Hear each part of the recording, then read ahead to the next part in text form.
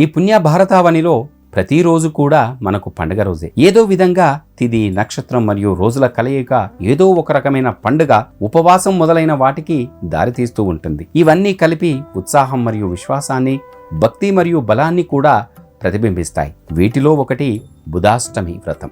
బుధవారం అష్టమి రోజున ఈ బుధాష్టమి ఉపవాసం ఆచరించాలి.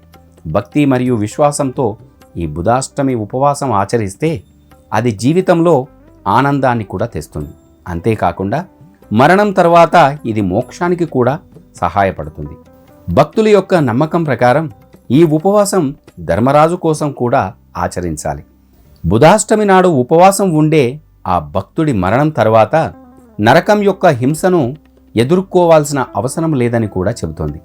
అలాంటి వ్యక్తి యొక్క అన్ని పాపాలు నశించిపోతాయి మరియు అతని ఆమె జీవితంలో శుభాలతో ప్రసాదింపబడుతుంది కూడా.